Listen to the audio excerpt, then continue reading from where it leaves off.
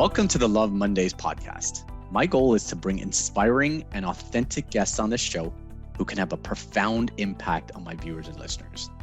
They can help everyone love their Mondays and be truly excited about what they do. Living an intentional life is unusual these days, and I try to bring guests who truly embody this. I am very excited to bring Jim Alling to the podcast. Jim has phenomenal experience at top-tier companies, including the VP position at Nestle, the president of Starbucks USA and International, the COO of T-Mobile, and the CEO of Tom Shoes. He's currently a board member of Mod Pizza, Carbon Health, and Bluestone Lane. What struck me about Jim is his ability to genuinely connect and care about others. On his very first call with me, he was 100% present and interested in me, which is a very extreme, rare quality, especially for a gentleman of his experience. Jim, thank you so much for being on my podcast. Oh, Ron, it's my pleasure. I'm looking forward to another conversation with you. Fantastic. So Jim, let's start with a simple but profound question. So my obsession with having people love Mondays. So you seem to have a genuine zest for life. What's your advice to people who maybe aren't enjoying their Mondays right now? You know, I think you already touched on it in your intro when you talked about being intentional. And for me, it's being intentional about being grateful. And you think about all the things that you can be grateful for, but think about it in your work environment starting out. Be grateful that you have a job. Be grateful that you found that job and that someone saw something in you, saw your talents, saw your experience and said, I not only want to talk to this person, I want to bring this person onto my team and pay them for being on that team. And be grateful for the fact that every single day you show up, you have the opportunity to make that day and leave things in that place and those people you touch a little better than they were yesterday. You don't always take advantage of that, but be grateful you have the chance to make that difference for people, just a little bit of a positive difference. So I will tell you, Ron, I end every day. It's the last thing I do before I go to sleep. I end every day giving thanks for 3 things that took place in that day that I'm grateful for. And it's something we did with our children. We've got 3 boys, and it was a practice that I realized, hey, I need to do the same thing. So my wife was the one who started the practice for me, really, with our 3 kids. And I was like, that's a great idea. And it leaves you in a place of peace and gratefulness at the end of the day. So that's my advice. I mean, just be intentionally grateful for the things that are coming, your health, your surroundings, something that's happened in your workplace. So that's why Monday should be as good a day as Friday, as Saturday, as Sunday. And I'm not going to pretend every single Monday I was clicking my heels and jumping in, but I recognize I was really grateful to have that opportunity to go into a workplace. Fantastic. And I study a lot of high performers, and gratitude is one of those common elements, whether it's a morning gratitude practice or an evening. And I love how you brought that into, or you said your wife brought that into the family and then you adopted it to work. So really, really appreciate that. And I think gratitude's a wonderful way to start. Okay, so tell me what you do for fun outside of work. Oh gosh, I'm active. I love to be outside. I love to exercise. My wife is the same way in my family. So I love spending time with my wife and my family and my friends, connecting a lot of times outside, whether it's hiking or running, or I told you we swim in the ocean, live down here by the beach. Doing those types of things recharges my batteries. It's, when I was working full time, it was great stress reduction, but also doing things that interest you. And it doesn't have to be outdoor activities, but things that interest you, reading things that interest you, meeting people that are interesting. It just recharges your batteries. Watching a TV show can do that. If it's interesting and it gives you a message that lifts you up. I'm a big fan of Ted Lasso. I'm glad the season has restarted, season 3. I can watch and rewatch those all the time because there's so much about that show that brings me energy as I watch it. So anyway, there's a lot of things I love to do. I'm a curious person. I love to meet new people, like meeting you was fun for me, but I also enjoy learning new things. But all of them where I choose to spend my time are things that I know are gonna fill me up and recharge my batteries and give me energy.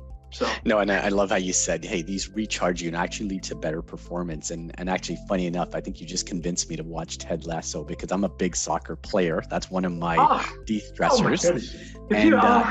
It's funny. I used to come home from work like a finance director, super stressed, lots on my mind, and I'd play soccer for 15 minutes and I wouldn't feel a thing, right? So it's really important for all of us to figure out those de-stressors, as well as the things that recharge us. So really, really appreciate that. That's so great. Let's get into your early days. So did you always want to be a CEO? Like what was some childhood experiences that shaped your life?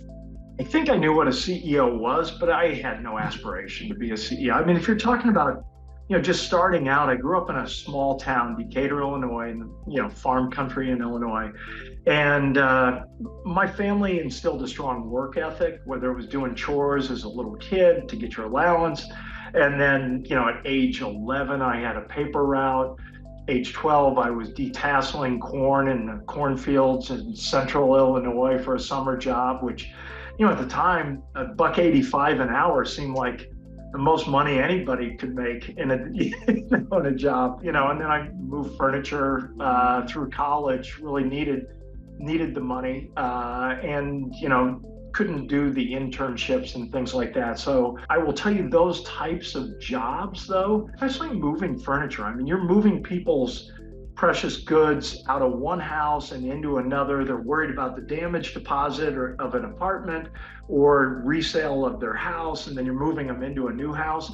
People are over your shoulder and they want to make sure that they can trust you to do your job, but they also enjoy having a connection with people as somebody's moving their precious cargo. And I think early on, whether it was the paper route or moving furniture or umping baseball games, I recognized every single business is a people business. The jobs I did throughout my career, I never felt like the business itself was that complicated, but the key element in business is people, and people are complicated. They have their own gifts, they have their own flaws, they have their own idiosyncrasies that you have to pay attention to, and you have to spend time understanding people and really listening to people. So, I learned that moving furniture. I learned that on a paper route where people would complain about things or be grateful for things.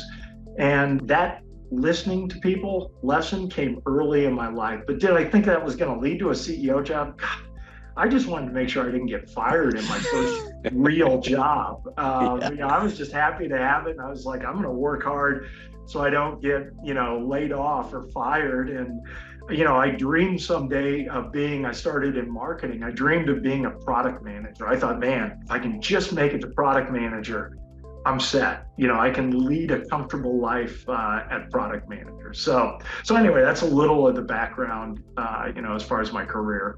Yeah, no, it's fascinating to me. And so I grew up in Kenya, as I mentioned, and my mom actually moved here with my whole family, my mom, dad, and 4 kids, and just an inspiration to me. But she also really locked in the work ethic and just being uncomfortable. And hey, moving halfway across the world with a family of 4 is pretty powerful stuff. And I do think those childhood experiences and role models really shape your career. So, thanks for sharing. And then the other thing you talked about was so important is listening, right? And in my experience, that's one of the skills that leaders can really, really develop to really inspire the people, right? You said it's a people business. So, were you always a good listener, or how do you develop that? I don't think I was. I think I was a pretty good salesperson, someone who, could tell a story, someone who could, tell jokes and, but I learned, through some help, some bosses and some experiences where I recognized if I'm the one doing all the talking, I'm not learning. I already know what I know. And while I love to share, I love the interaction of sharing things that I do know, I recognize that I am going to completely stagnate. And I learned this early on and recognized this early on that I really needed to not just wait to speak. Listening isn't waiting to speak. Listening is really diving deep into what the person is talking about, asking those questions that take it deeper into the topic, and recognizing that I learned a great deal more as I kept going deeper and deeper into a topic with someone and their understanding of it and their maybe emotions and personal agenda behind what they're talking about. You really are in a better position to then engage with them and have a conversation with versus speaking to. So I think it took practice. It took some awareness. It took some bosses who say you're not an effective listener. You're just waiting to speak. And in so doing, I think I became better. By the end of my career, I would say it was one of the things I did much better than average, let's say. And I like how you said that you'd ask probing questions and get deeper and deeper. And I think it does connect to the gratefulness you talked about, which is, it was super cool. Okay, so let's come back to your dream of being a product manager, right? So it's a little bit more senior than a product manager, but I love your Coffee Mate example, right? And how you took a seemingly inconsequential business and made it a really, big brand. So tell us about that. Well, so I'll just give a little background kind of context to set it up. As you come in, I'd gone to business school, so I had an MBA, and they bring you in classes, or at least back in that time, they'd bring in 20 to 25 people each year as kind of the new recruits. And you would be assigned to the products that Nestle had there. At the time, it was Carnation, but it later was owned by, or at that time was owned by Nestle. So you came in, and there were certain kind of glamorous assignments. One of those was Fancy Feast cat food. Doesn't sound glamorous, but they had an advertising budget.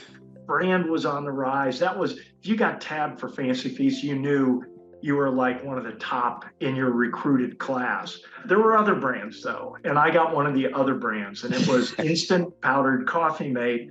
And it was a brand that had its day for sure. Like during the days when, the Apollo program was taking off and Tang was very popular and Space Food Sticks.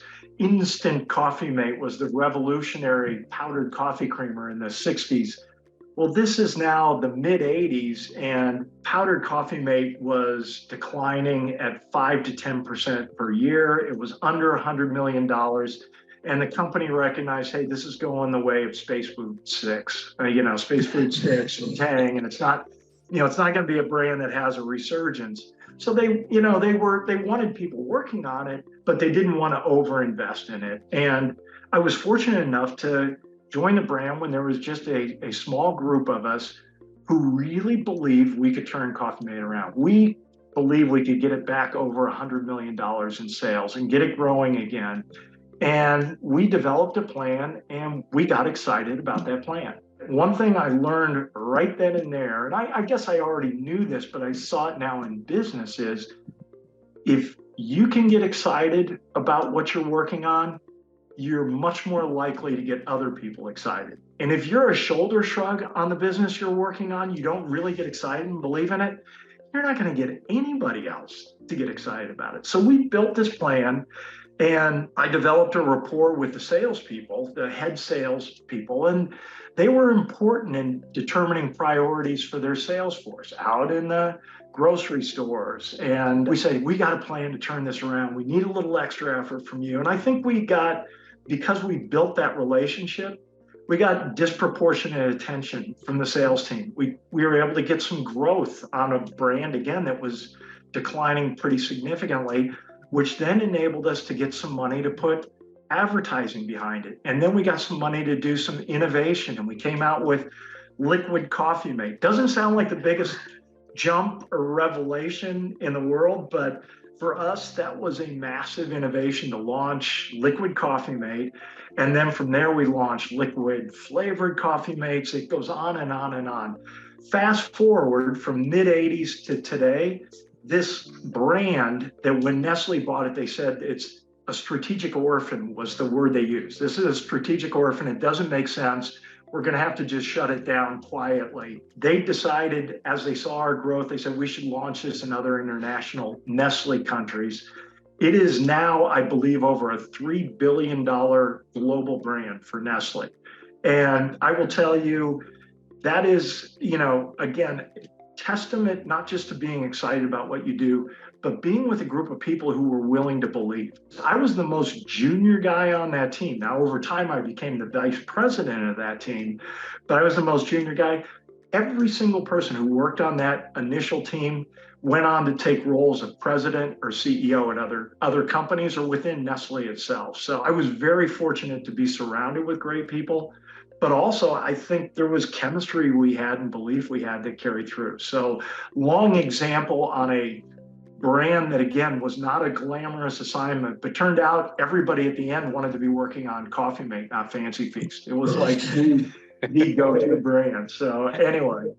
Yeah, no, it's such a powerful example, right? Because right from the get-go, you chose to be excited by it, right? Where a lot of people probably wouldn't. You had belief, right? The old 4-minute mile and, when you believe. So that's really powerful. And then I love how you said when you get excited, it's a ripple effect. It's contagion, right? Or the other way around. Yeah. And this is such a cool story with a brand that, as you said, seemingly inconsequential. And now it's 3 billion around the world. Yeah. And even a company like Nestle, the biggest food company in the world, I believe, was parking it and saying, let's deprioritize. And a small group of people, and I love how you talked about the team and gave the team credit, rallied around it and turned it into something big. So it's a good lesson for all of us, no matter what we do. Belief, energy, excitement, the team chemistry, really powerful. I do a lot of storytelling teaching for finance and accounting. I'd love your take on what does it take to become a great storyteller? Well, first of all, you can't invent the story. It has to be from experience that happened, and it has to be relatable. It helps to have a little humor in the story as well. And most of the stories that I would tell throughout my career had some humor as you're engaging people. But the heroes of the story, sometimes it would be myself, but usually 90% of the time, it was something that someone else had done that I had witnessed or I'd heard about, and I'd been in a position where I could share that story and share it kind of my observation of what they were doing and, my take on it, my pride in it, but just how they demonstrated what real leadership is about. When I'd share stories of myself, it was stories of, wow, this was a disappointment. This was something I saw that was disappointing or that made me happy, but here's what it made me think, and here's what I'd like to change because of that. And it was never to make somebody feel bad. It was for people to really personalize my reaction as much as possible and then have them go, yeah, I relate to that. And I want to turn that around too. Or I want to do that positive thing as well as that person did as well. I'm so inspired by what you just told us about that person. I'm going to try and do that myself. That's usually, at least as the stories I would tell, the outcome turns out to be something that I was inspired by, that I saw somebody else doing. I love that. And then just connecting the last 2 points, I used to have this VP of marketing. His name's Dan D'Alessandro. We used to call him the Godfather. And he grew the craft cheese business in Canada from like 300 million to over $1 billion. And he would spend a tremendous amount of time getting ready for the sales meeting. And I would always be like, where is Dan? I'm supposed to have a meeting with him. But he would do it in brilliant story form where he'd record videos, and the 600-person sales force would disproportionately give him their energy, right? So it's so important, right? Really to relate to everybody. And he did a brilliant job doing this. So absolutely love that. So then big success at Nestle, $300 million. You said it, significant brand, over $1 billion now. Yeah. You go to T-Mobile as the COO. Well, actually Starbucks. So it went from Nestle to Starbucks to T-Mobile. So T-Mobile is a little further down the road, but yes. T-Mobile. Yeah, perfect. Well, yeah, let's go in order. So let's go to Starbucks. And the reason I got connected to you was through Howard Bihar. He's just a phenomenal gentleman and leader. So I'd love to say, what's the impact that Howard had on you? He still has an impact on me, first of all. He is by far the best coach, mentor I have ever been fortunate to spend time with. And he really dedicates himself. And we will probably talk more about this, but he was the first person who really taught me about servant leadership, the leadership model where you pretty much stand the organization on its head. You take a traditional org chart with the CEO sitting at the top and your front line down here, and you recognize that the people closest to the customer are the ones who really are at the top of the organization. The CEO is the furthest person from the customer. So to really embrace that and then recognize you need to really connect there and be of service there and set them up to be successful at the front line. If you're doing your job well, they'll take care of the customers if they feel respected and you're taking care of them to make sure they're set up to be successful. So he instilled the belief in the servant leadership model, and it was very akin to how I already thought about things, but he just gave me language and gave me examples. And he also was very good at building a trusting relationship. And it wasn't a fake trusting relationship. I knew that Howard Behar loved me because he told me. And I told him the same thing. And the word love is not used nearly frequently enough in the workplace. It should be embraced. There's fear is embraced, but for whatever reason, love isn't embraced. But I knew that Howard was someone who cared about me. There's a saying, people don't care how much you know unless they know how much you care. I knew how much Howard cared about me. And I knew if he was giving me feedback, it's because he wanted me to be better. And I knew he loved me. So when he told me things that cut to my core, and I really had to think about it and go, God, I really do that. And that really is a major flaw that I need to address. I knew he wasn't doing it to be mad or degrading. He was doing it to say, be present to this and then find a way to address this and overcome this. So he's an inspirational person, but he's an honest person on top of everything. Only the truth sounds like the truth is one of his many sayings. And I know when you talked to him, he talked about the sayings he has all over his wall. I don't know if there's even a wall behind all the sayings, because every inch is covered with sayings that he's got that just are little inspirational or knowing quotes that make you stop, think, and leave you with something to think about to make you a better leader. So anyway, he was fantastic. He really was the person who helped me step into the leadership role across all the stores in the United States at Starbucks and be set up to be successful. Even though my background was product marketing, coming up through that product management mindset is very different than coming up through a retail mindset. But Howard geared me properly so that I could be successful as the head of the stores at Starbucks. Yeah, that's such a cool story in terms of the importance of having a phenomenal mentor. And you're right. I don't think I've ever heard love in a business context, in a business meeting and things like that. And I want to drill a little deeper. So when you said, look, he was able to establish trust, that you really took his feedback, even if it's constructive feedback, seriously. What are some things he did to establish that trust with you? I guess I'll start with an example. It was a minor one in his mind, but it was a big one to me. So Howard Schultz is the chairman of Starbucks. At the time, he was running Starbucks when I first got there. And I had a meeting with Howard Behar. It was just Howard Behar and I, and it was a standing one-on-one weekly meeting. So we would engage throughout the week all the time.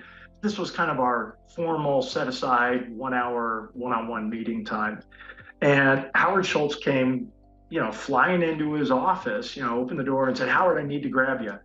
And Howard Behar said to him, hey, Howard, this is my time with Jim. I want, unless there's something that's critical within the next hour, I'll come and see you right afterwards, but I want to spend my hour with Jim. And of course I was like, oh my God, it's Howard Schultz. Go ahead. I'm just like, pocket lint, go do what you got to do. And he's like, no, this is our time. And Howard Schultz was fine. He goes, oh yeah, no, I just thought I'd catch you when I could catch you. And he went back to his office. We finished our meeting, and then Howard Behar went over to see him. But just that example of being present was one of those things that starts to build your trust. Like, hey, he values me enough to tell Howard Schultz to step back and he'll get to him. He wasn't obstinate about it. He was very gracious, as he said, or courteous, as he said, I'll get to you after my time is done with Jim. But right now, this is my scheduled time with Jim. And he did things inside and outside of work that really demonstrated it to me. And, he spent a lot of time not just talking about specific business things to focus on, but people things and management things. He would send things to my wife, nice things to my wife saying, really appreciate your sharing your husband with our company. We know how much time he spends at the office. Want you to know you're an important part of our team and his success. I don't think many people do that. I know I started doing it based on his example, but he was one of the first I ever saw that. So that really developed the trust. And I could talk for hours just about Howard B. Har alone. I would just tell you he was recognized as the people's leader. Howard Schultz was a visionary. He's an incredible leader himself in his own right. But if you ask who was the soul of the people, kind of the keeper of the culture, everybody in that time period would tell you Howard B. Har.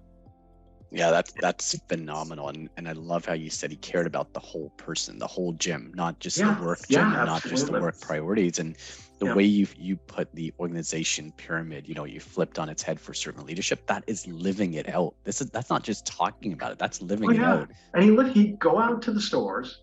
One of my favorite days was, first, before I even officially took the job running the retail stores, he and I went out and toured 17, 18 stores in a day. And he, at this point, had been retired. He came back to Starbucks later, but he'd been retired from Starbucks.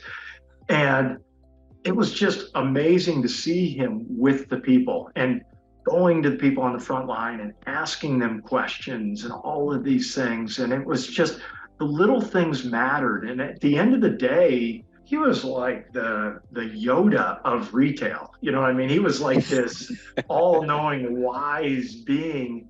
At the end of the day that we had spent together, I said, Howard, how do you think I'm going to do? And he said, I think you're going to do great. And I said, wow. So, because he'd been asking me questions about the business. I said, so you think I had a pretty good read on the retail business? He goes, oh God, no. He said, you got a lot to learn about retail.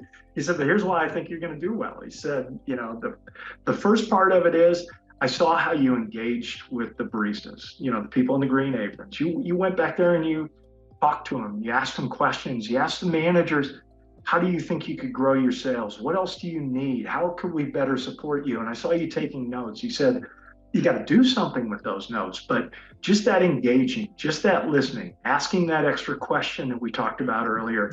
He said, that's really important. And they already seem to trust you. You're not threatening to them. You just come off as, one of the people. And he said, so that's really important. He said, the other thing that really impressed me is that when we got to the first store, and I noticed you doing it throughout the day, but at the first store, there was a wrapper outside on the ground. And I saw you just kind of reflexively grab the wrapper and throw it in the trash can. And he said, that was the most important thing I could have seen. He said, we are a trash picking up kind of company. If you're too good to pick up trash, then you're too good to be the president of Starbucks US. You need to take that on yourself. He shared with me a saying that has really helped me throughout, not just my career, but my life. It's, if not me, who? If not now, when? So if it's not me picking up the wrapper, who's going to do it? And if I don't do it now, when am I going to get around to it? And he said, you don't want to look at a job description and say, well, somebody else is supposed to pick up that wrapper. Pick up the wrapper. Be of service to someone. And that really stuck with me, but it also was just, that's how he shared his lessons. That's how he shared his coaching, was just being with people, observing, talking with, listening to. I mean, I wish on my best day I could emulate exactly what he did, but I at least knew I had a kind of a standard that I was moving towards. And it was all wrapped in the philosophy of servant leadership. Yeah, no, those are some powerful examples, because I've been worked for many companies. I've been in so many situations, even personally, when a boss will call, let's reschedule, right? And, just thinking about the value of what he did there is immense, right? And even I've seen it in the way you connect one-on-one on a human level. And I can picture that with the baristas, and it's like how you do anything is how you do everything. They're just saying something to that effect, and picking up the garbage. And imagine the CEO doing that or president doing that, Right. and the example it sets up and down the organization. That's a really powerful example. So the culture fascinates me. Clearly, there's a lot going on right now. So let's think about the time where you were leading, and just the vibrant culture. You go in and the barista, and they still do it. I go into Starbucks a lot. They brighten up your day. So tell me about that culture, and why do you think that manifested that way? The goal was to really provide an uplifting experience that enrich people's daily life just a little bit better. Could you just remembering their name, remembering their drink, maybe occasionally giving them a free drink, that makes people's day. And there was a leadership philosophy that was called just say yes. And Howard Behar coined the term, but it was basically enable your people on the front line to do whatever they need to do to make it right with customers, to provide that uplifting experience for the people they got to serve in their stores. And a job description is typically written to manage down so that the lowest common denominator can't hurt you. So you manage to the lowest common denominator, and what you get are people that are not engaged. They just start to switch off. But if you say, I trust your judgment, you're the person who's talking to customers every single minute of every day on the job.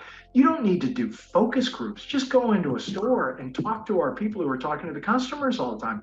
They'll tell you straight up. So that recognition that the company had was enable them to use that knowledge they have, to use their judgment. And yes, sometimes they will make mistakes, but those are opportunities to coach and improve and correct. But 99 times out of 100, engaged people will not only be more productive, more driving to take care of their customers because they feel like they're being respected, they also will make the right call that we sitting back in a corporate location could have told them to do. You don't want to do that. So that culture, they knew that we were trusting their judgment. And they knew that that store that they created was their Starbucks. And they equally knew that the customers who went into that store called it my Starbucks. You'd hear stories of people, changing the furniture in the store. Our people would change things around in the store, and the customers would just move the furniture back to the way they liked it. And our people would say, okay, just let them do it. That's the way they like it. This is the way it's going to be. So it was just very vibrant. And I believe it still is, but it depends on the management. It depends on the leaders of that team. And it does depend on the people who work in the support center. So we call it the Seattle Support Center, not the headquarters. And we recognized that the stores were the center of our universe. And if we were doing our job, we were supporting the stores. And if we supported the stores and supported the people on the front line, you'd have engaged baristas, who in turn created engaged customers, who in turn created happy owners, shareholders. The business would go up, the stock would go up, that virtuous cycle fed itself, and it was sustainable. It can be sustained. But if you ever get to the point where people don't feel they're honored, don't feel they're valued, don't feel their opinion is respected, you can get some sand in the gears, let's say. It can start to, and that happens in some cases, but I would never paint Starbucks with just one brush today. I still think I'm still a fan. I'm still a supporter. I'm still in touch with a lot of people there. I would just say there were some things that Starbucks wasn't at its best. And people respond if they don't feel like they're being valued. And I think that's some of what came to pass. Yeah, and I love how you captured that, right? Because even for me, I'm somewhat painted Starbucks, with one brush in that question. And you're saying, look, it really comes down to the individual manager, Absolutely. the individual barista. And it is down to that individual attitude that you've talked about in many of these answers. So tell me about maybe a mistake you made at Starbucks or any of the other places you work for that, maybe was costly in the moment. I would say the single biggest mistake was starting to believe the press about my team, the things we were accomplishing, And looking at the fact that we had put 24 consecutive record quarters in a row, so that's 6 years of record results. And you get to the point where you're a little full of yourself or a little arrogant about, we got the strategy, we know what to do. There was a strategy that Starbucks used very effectively, which was called first mover advantage, where if you're the first to a new area, a new city, you were most likely to get the number one share. The few cities where Starbucks had a different cafe brand go in front of them, those were the only cities where we were number two. So as things continued to develop across the country, we always wanted to be to new developments early. We wanted to be first, and it had served us really well. So just keep growing, keep going, keep growing, keep going. And we started to get some early warning signs. And I guess I would call it a little bit arrogance, a little bit of hubris, whatever you want to call it, but ignored the warning signs and say, no need to panic. Just keep pushing, keep building, outside of Las Vegas, keep building. And then, but the market was starting to slow down. You're talking 04, 05, but the real estate market was slowing down. We're like, that's okay. It's going to come back, keep building. Florida, same type of thing at the same type of time, was slowing down in the market. We just kept building right through it. Inland Empire in Southern California, built right through it. And then all of a sudden there started to be warning signs that, oh my God, this isn't just a couple of bad pockets. The market is moving down, the real estate, things are tightening up, and we had overbuilt. And just because something works 24 times in a row doesn't guarantee it's going to work that 25th time, especially if you're ignoring the early warning signs. I own that. I was in charge of new store development as well as running the existing stores, and we should have tapped the brakes or put the brakes full on stop. Unfortunately, by the time we really understood what was happening, we had to shut down a large number of stores. A lot of those, the new stores that we had opened in these areas, they weren't ready. They weren't getting a big enough population built in. And it's not just shutting down stores, you're costing people jobs at that point. So it's a mistake. I still look back at it and recognize probably could have been avoided if I were more willing to really say, we are seeing some early warning signs and we should tap the brakes. And I had others around me, so I don't blame them, because I had people saying, we might want to slow down. I was like, no, we're rolling, baby. Just keep it going. And, had to, the company as a whole and me personally had to recognize, hey, we made a big mistake here going back. So that's, in my career, that was the largest mistake as I look back at it, because you're talking a lot of jobs, millions of dollars. I mean, it was a large one, and I take full ownership from it, but I also learned from it.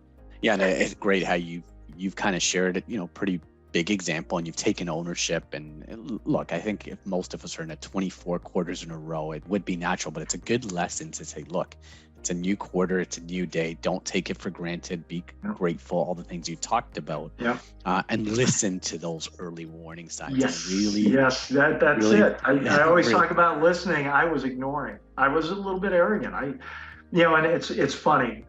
Just a side note, you need to remember, and Bihar told me this and others too, you're never as good as people say you are when things are rolling, when everything's going well and the press is writing nice things about you and your team.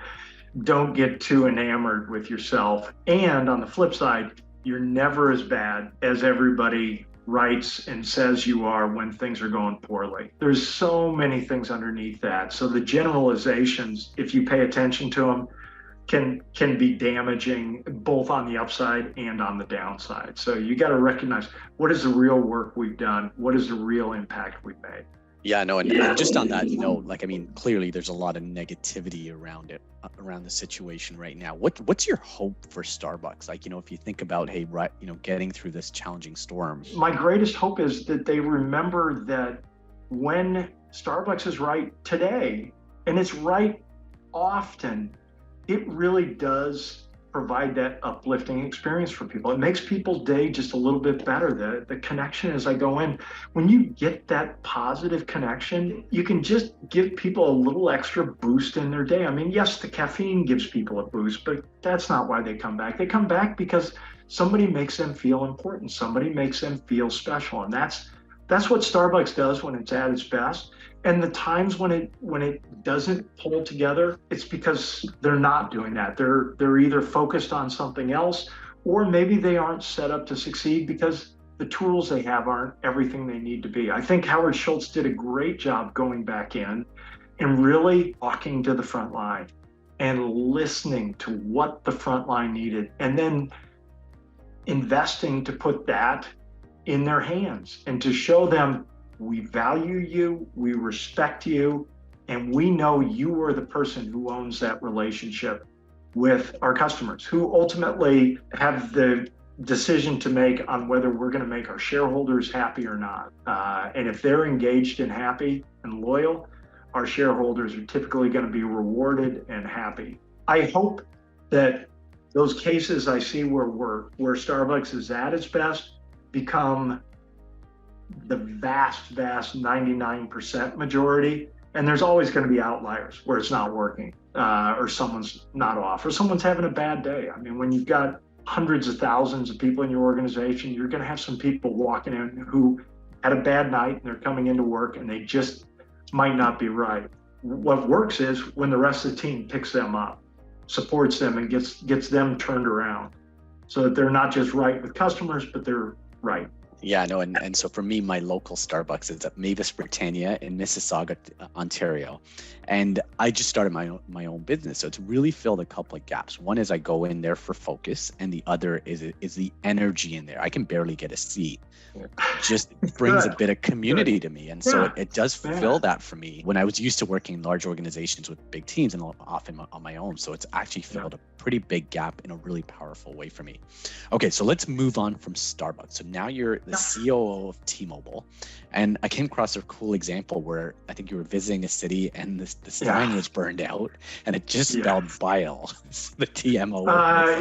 Bile, B-I-L-E. The T-M and O would burn out. And I mean, how do you feel when you pull up to a restaurant and the signs burn out, or half of the sign is burnt out, and it doesn't say diner, it says ner or what? It just it already puts you in a position where it's like, is this a very well run? Is this going to be a clean restaurant? Is this going to be a professional? And I pulled up, and it was in my first 90 days.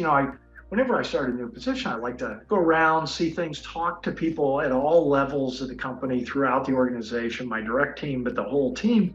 So I was out touring stores and they knew I was coming. This wasn't a surprise visit, but we got there a little late. I'd been doing a lot of, conversations throughout the day. So we got there and it was evening, and we pull up to the store and I see this bile, lit up, and I was like, oh. And I went in, I talked to, I greeted everybody. I didn't want to make them feel, I said, what do you think it takes to get that changed? I said, well, gosh, you got to have the maintenance guys they do the rounds every quarter and they come through, and I'm going to tell them we need to get it fixed. I said, you change your own light bulbs, and that's too complicated. It's a lit up, magenta colored sign. I said, you've got to put that in as an emergency. So please do put this in as an emergency request to get that done. This is something that, we need to make sure that we take ownership. This is your store. Take ownership of the store.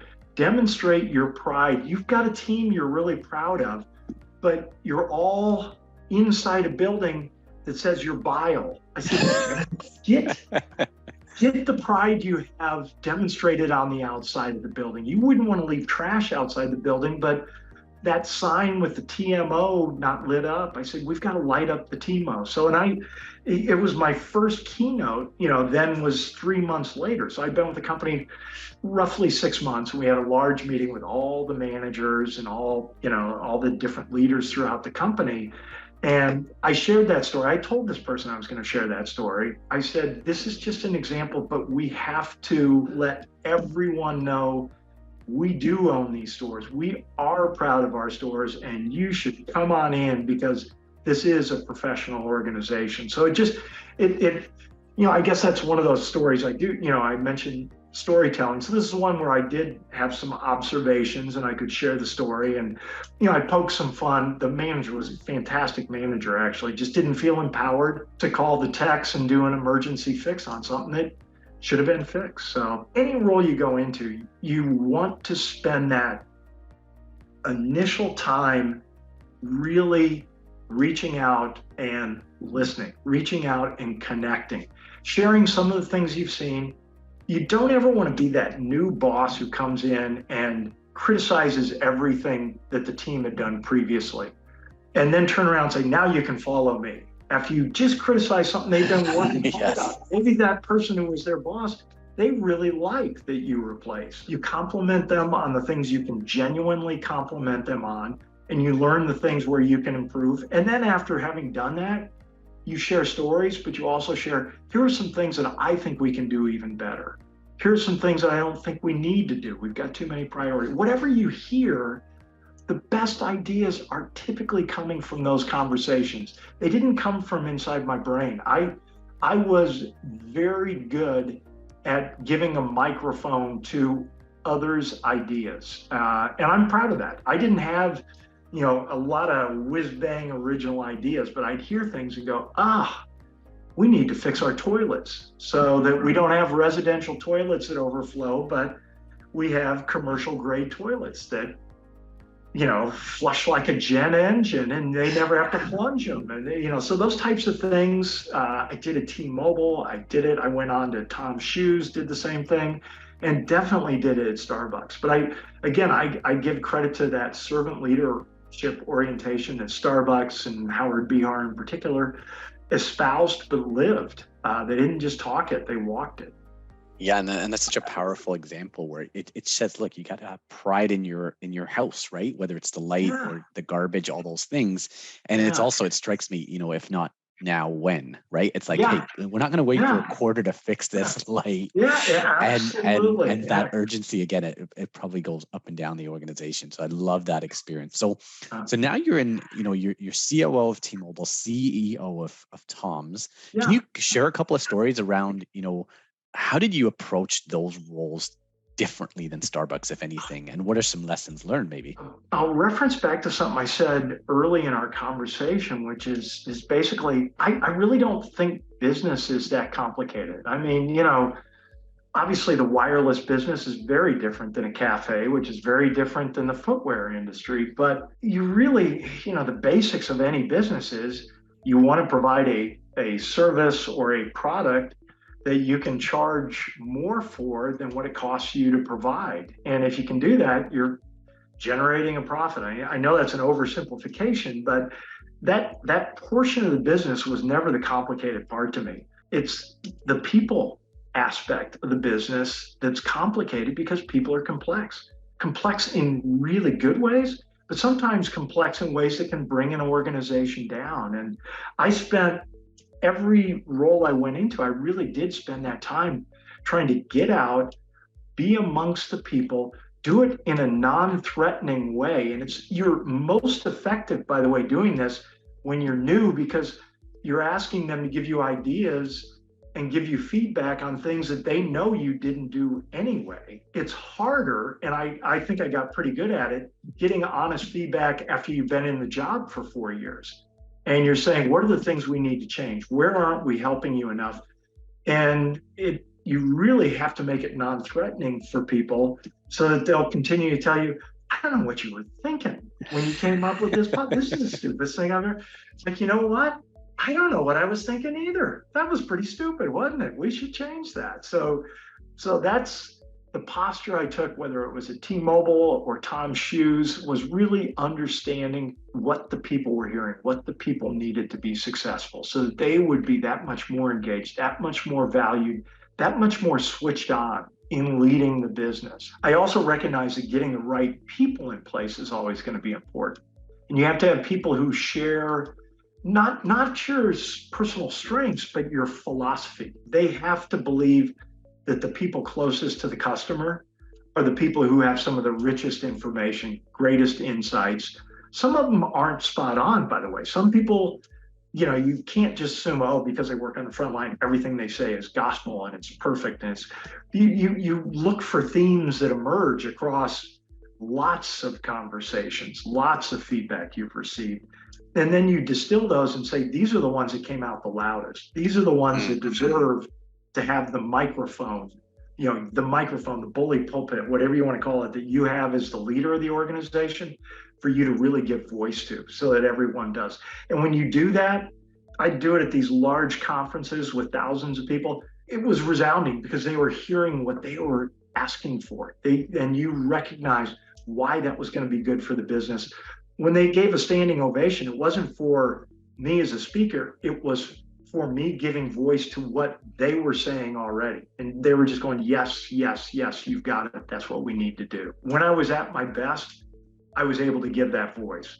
I'd say at my worst, it would be where I ignored that, or I let you're always going to have your intuition as a leader, but you don't want to just bully it down if you're getting strong non-buying signals, where you recognize, hey, there's enough resistance to this that it shouldn't be done. And you can make it as long as you're doing it thoughtfully and really, communicating throughout and really grabbing and understanding people. You can do layoffs and furloughs and things in a way that they're actually embraced because people understand the why behind decisions that are being made. And I never, ever wanted to be guilty of underestimating the intelligence of all the people in the organization. Every single person in the organization is much, much more intelligent, brighter than a lot of leaders like to assume. They think that the highest IQ and the highest brain power is in the executive suite. And I reject that notion. I know I wasn't the brightest guy in the room. I wasn't, bringing the IQ, but I also recognized my job was to have the emotional intelligence to understand what were those best ideas, what were those things, and what could we coalesce behind and really get the organization inspired and motivated to do and achieve. I'm picking up a lot of, look, you're doing some deep listening and almost playing that back for the organization, right? You're saying, look, I'm listening, I'm trying to pick up the signals, I've got my own intuition, and then I'm going to bring it back to the people and they resonate. And you also talked about, hey, explain the why, start with why, however you want to talk about it, even in challenging situations like layoffs. And you also, especially. And you talked about having the right people on the bus, the right leadership team. Yep. So have you had examples where you've literally had to change over your leadership team? And what advice would you give to leaders who maybe have a leadership team that's not quite aligned to the organization? How would you approach that? I have almost every time I go into a leadership role. Let's say you've got 8 direct reports. I've often had to do at least 1 or 2 as I move into a new role, whether I'm even within the same company, just recognizing, that they're not, hitting on all cylinders. They're not in the right role. When you're in the right role, it plays to your strengths. And, what you're doing 80, 90% of the time is almost as simple as breathing for you. You're just playing to that. But sometimes you get people that are misplaced in roles, maybe move beyond their role of, comfortable competence. A little bit of stretch is great. Too much stretch and people start to flounder and they can bring people down with them. So my advice is be honest. Nothing sounds like the truth but the truth. And be honest with the people in the position. Say, here's where I see you struggling. Here's where I see you falling behind. Here's where we collectively need to go. And here's where your mindset needs to be. And if you can't do that, I understand it. That's fine. But really have that honest conversation with yourself and think about it. And here's some things that I will really be connecting with you on in the future to see that you're growing in this area. And if you can't grow in this area, we are going to have to make a change. I think people start to recognize that sometimes as they're struggling, they don't want to admit they're struggling. But then when it's brought up to them, they go, yeah, I think I do need a different role. Or they work at it and they recognize I can make it. happens some of the time, but most of the time, the people you're having that conversation with recognize I'm not in the right place. I'm not in the right spot. I'm not bringing my best self and my best work to the forefront.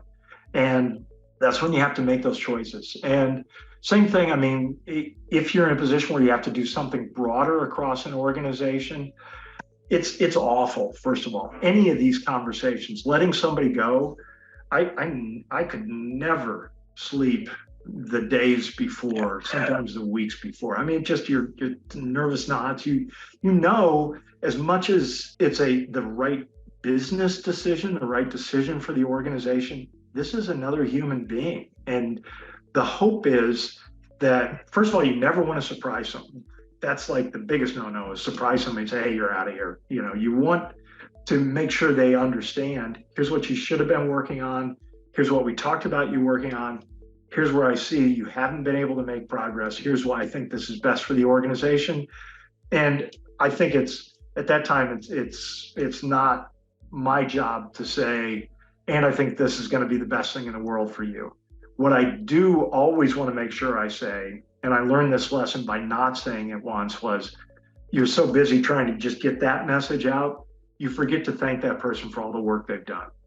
They may not have been doing well, but they were working hard. They were trying, they were attempting to do things. And maybe especially people who've been promoted too high, they had been successful in the organization and they just were moved into a position they were not set up to be successful at. And if you don't thank them, that says a lot about you, but how you say goodbye to people or dismiss people or remove people from your organization, that says a lot about the company itself as well. And you want to leave them feeling respected, even though it's an awful day to have that happen. So, you know, in their lives. So I felt like the wrong thing to do was to try and wish that away.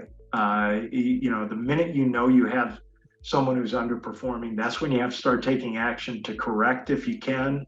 And when you recognize that underperformance can't be turned around, you owe it to your organization, to that person, and to yourself to have that conversation about it's time to go.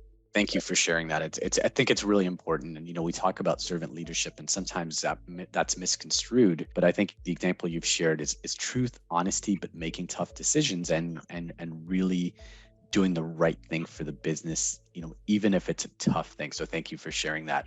Yep. So you've been super generous with your time. You also have, I think, a list of 30 learnings that you have from your career. Oh, yeah. But I want to just read a couple, and I'd love you to comment on one or two. And what we'll do is we'll share these amazing learnings. So you talked about, hey, leave everything better than you found it. Showing vulnerability is a sign of strength and confidence. You've already talked about, if not me, who? If not now, when? I love that. Yeah. Trust the power of fully engaged people, enable them to surprise you.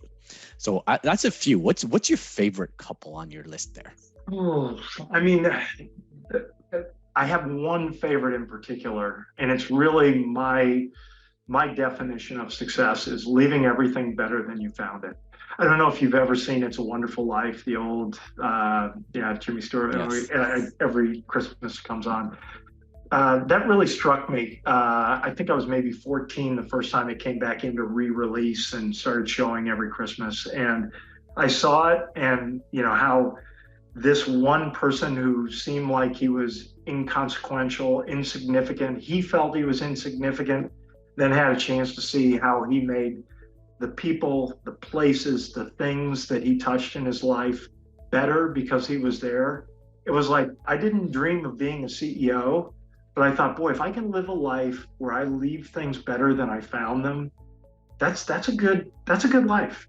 That is a wonderful life, the name of the movie. But so that's something I strive to do. And when I'm at my best, I feel like every day that I can do something that just leaves things a little bit better. And there's some days where you do stuff and you go, God, I really dropped the ball today. But that's the one that I try to hold myself to as I go forward. And I was fortunate to be with companies in positions to be coached and enabled in many ways. I talked about big mistakes I've made, but for the most part, I was in a position where I could look back and say, I think that if I'm really doing an honest assessment, I think for the most part, I left things better than I found them. And I didn't always, but I know for sure that I strived to do that throughout my career. And, I'm retired now, but I still feel like that's something you strive for every day. You don't have to be working to make a positive impact. And that's what I'd like to be able to do as long as I can. Yeah, and it's very clear to me you're still doing this every single day, and you being gracious enough to be on my interview is really really powerful. So I absolutely love that, along with all the other ones. So we will share those. So I really appreciate your time, and I will say, look, right from the get go, you talked about gratitude. I feel your energy. So all the things you've talked about, the energy you bring is contagious, the ripple effect. And me in Toronto, you in California, I feel the energy across a Zoom call. So I truly appreciate it. But I just want to give you one more opportunity. Anything else you want to share that we may have missed? Hey, you'll be one of my three things tonight, Ron. Just getting the chance to do this. And I'm going to be super grateful if even one person hears something that makes even a slight difference for them. That's a day maker for me. So I really am pleased that we had a chance to get to know each other. I hope we'll be able to stay in contact. And I thank you for giving me this opportunity. I knew I would enjoy it. After we had our first conversation, I said, I can't wait to talk to Ron again. That's so amazing. I So, appreciate your humility and no, fun it's loving wonderful. nature as well. You got a massive smile on your face, and this hour just absolutely flew by. So thank you, Yeah, Jim, I and did. have a wonderful afternoon. Ron, thanks so much. It's been a pleasure. Take care.